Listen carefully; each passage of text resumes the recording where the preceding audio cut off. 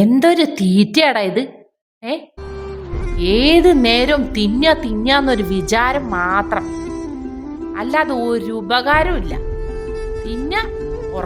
തിന്ന ഉറങ്ങ ഇത് തന്നെ. ഇതെങ്ങനെ ഉണ്ടാവണമെന്നെങ്കിലും അറിയോ?